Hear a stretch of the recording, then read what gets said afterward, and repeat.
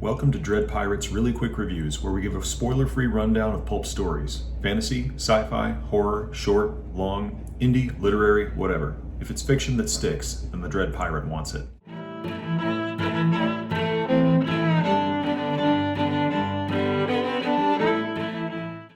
Today's review is somewhat a departure from the norm. I've decided to review the short story collection Bad Art by Luke J. Morris.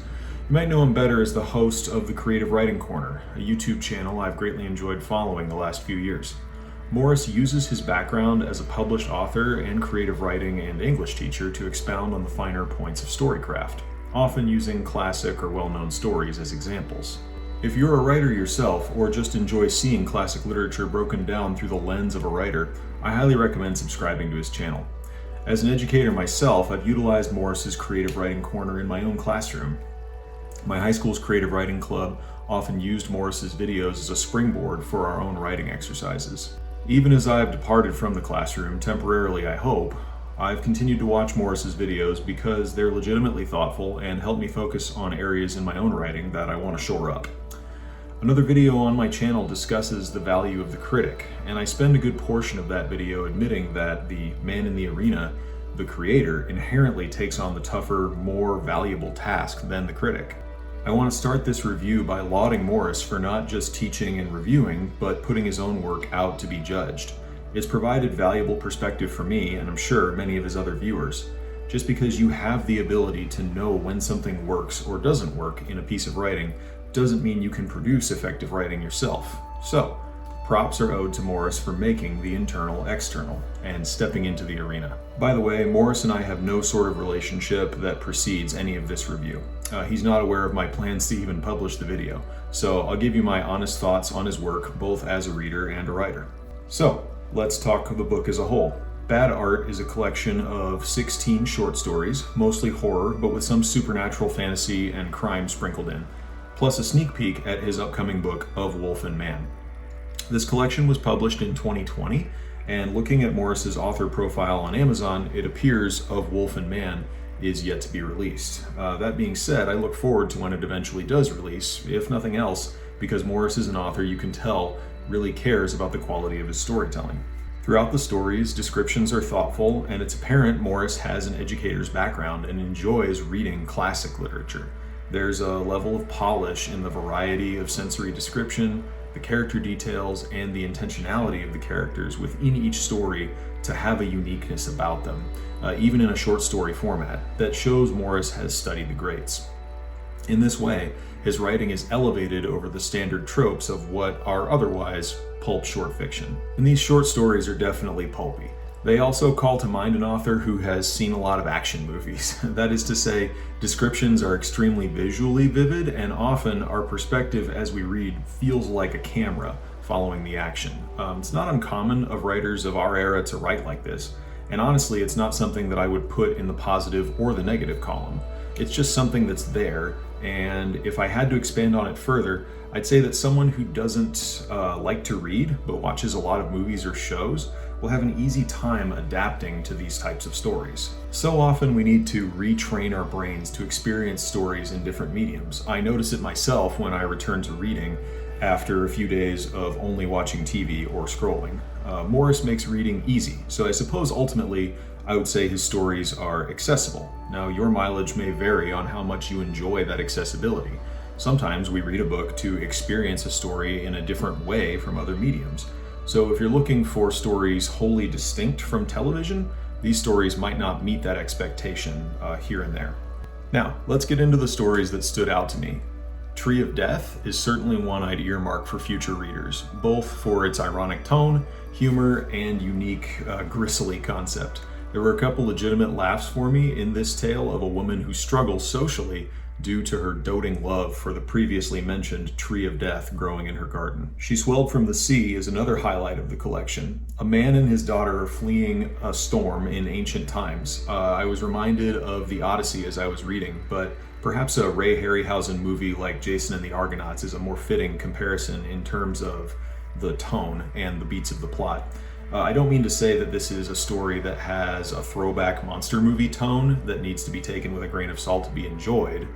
Rather, the focus is once again on the action, and the entertainment value comes from said action. That said, the moments where this story gets to breathe and the tension is built within the father as he's trying to get him and his daughter safely beyond the storm are some of the best writing in the collection.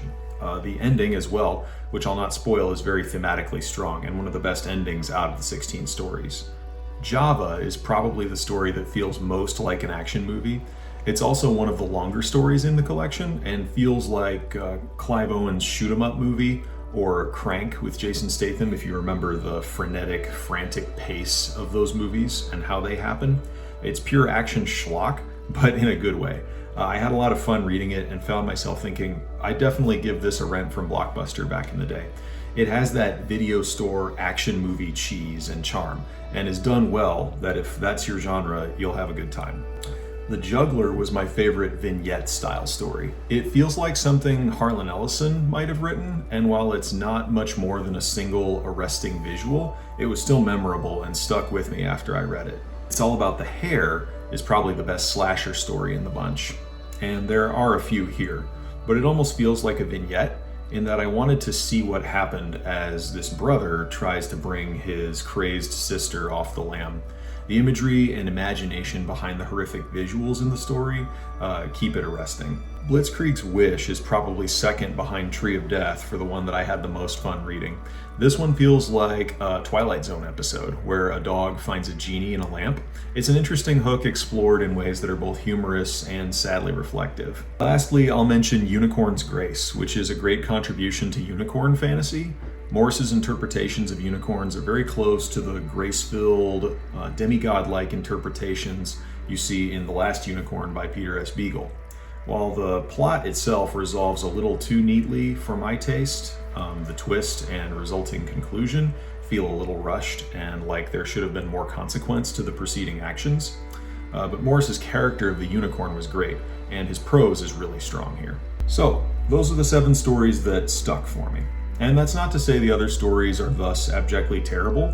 Morris has a capable style through all of his stories, but they all had elements that caused me to move on to the next story without much pause. So, rapid fire, here are some particular criticisms of stories that didn't quite resonate with me.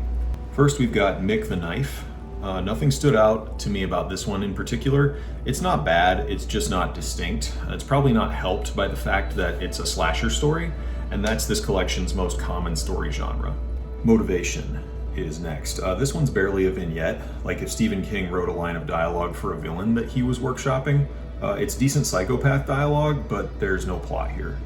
That being said, the Dread Pirate recommends this collection. It's on Amazon, currently priced at a couple of bucks, and at that price point, there's more than enough value here. And watching the Creative Writing Corner channel will give you a new level of appreciation for Morris as a student of the writing craft, and how he himself seems dedicated to improving his writing despite already being a teacher and published author. I look forward to checking out more of Morris's work.